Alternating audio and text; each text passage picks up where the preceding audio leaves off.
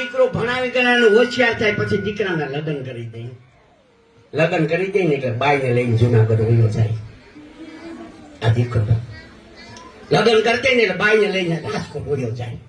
આ દીકરાને લગ્ન કરી ને બાઈને લઈને અમદાવાદ વયો જાય. આ તો મહેમાનની જેમ આવે ને મહેમાનની જેમ જાય. રાત્રિના 2 વાગે શામજીભાઈ પથારી બગાડે. 78 વર્ષની ઉંમરે તો કોણ સાફ કરે? ઓલો અભણ સાફ કરે. ઓલો 500 રૂપિયાની દાડી કરતો હોય ને માં ઈ સાફ કરે પથારી. ઓલા જે નોકરિયાત બાઈ હોય તેના હાથ બગડી જાય. જો તો ખરા ગંદો થઈ ગયો, હાથ બગડી ગયા, ગંદુ થઈ ગયું. સુસંસ્કૃત સભ્ય નાગરિક વિચાર કરવો જોઈએ.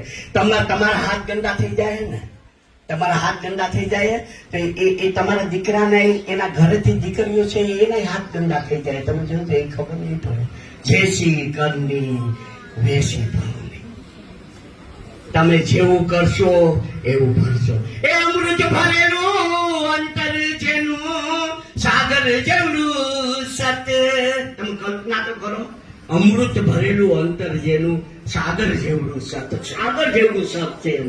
એ પૂનમ સાંજના પાણી આગળ ડોસી લખાવતી ખસી ગયો એનો મુંબઈ કામે. ગીજુબાઈ નાગજી નામે. એ ગગો એનો મુંબઈ કામે. ગીજુબાઈ નાગજી નામે. મા બાપ મોટા દીકરાને ભણાવી ગણાવીને હોશિયાર કરે. 2 વીઘા જમીન વેચી નાખે.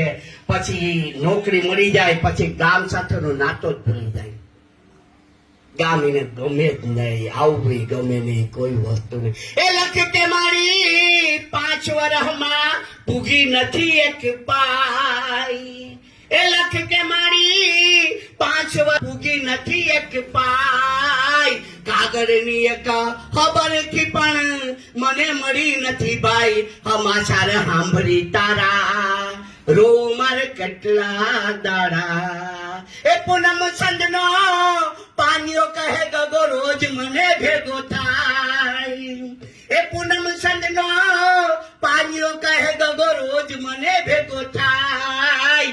નિત નવીને તો લુગડા પહેરે ને હોટલમાં જઈને ખાઈ. કાયા તારી રાખજે રૂડી. આ છે ગરીબની મૂડી. મારો દીકરો આવી છે, મારો લાલ આવી છે, મારો વીરો આવી છે. એની વાત વાત વાત વાત. જે દીકરો આવ બાઈને લઈને 2 દી રોકાઈને ભાગી જાય કે માં તો ગામડા નો ગમે. આપણે ગામડામાં ભાવે નહીં.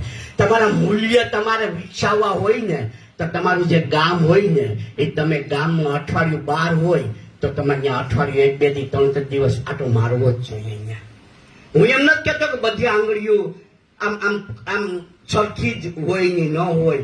અમુક માપતર એવા હોય કે એને ગામમાં ફાવતું પણ ન હોય. ગામડામાં એમ લાસાર હોય. અમુક તો કેતા હોય કે તમે હાલો સિટીમાં હાલો, અહીંયા મજા આવશે. અને અમુક દીકરાઓને સિટી સિવાય અહીંયા પૈસાની આમદની ન હોય એટલે સિટીમાં જાય રહેવા. બાબા સાહેબ આંબેડકરે આ જ વાત કરી હતી કે તમારી પાસે કોઈ ધંધાની તક ન હોય, તમારી પાસે કોઈ રોજગાર ન હોય તો તમે આખું ઘર પરિવાર ગામ મૂકીને સિટીમાં વયા જાઓ. સાંભળજો તમે વસ્તુ. વેરાવળ શાહપુર અત્યારે જે પરિવારો સ્થિર થયા ને એ 5-5 જણામાં હોય ને તો 1 જણાના 25-30 હજાર રૂપિયા મહિને આવે. 5 જણા કમાય એટલે 5 થઈને 15-1.5 લાખ રૂપિયા થયો. સીધી વસ્તુ વિચાર કરો. 1.5 લાખ રૂપિયા છે એટલે એમાંથી 50,000 રૂપિયા તમારા નીકળી ગયા અને 1 લાખ રૂપિયા તમારી પાસે રહી. તમે 2-3 વર્ષ પછી ઘરની 4 વ્હીલર લઈને આવો. તમે 2-3 વર્ષ પછી ઘરની 4 વ્હીલર લઈને આવો. આ તો આપણે ગામનો મોહ જ ન મૂકીએ.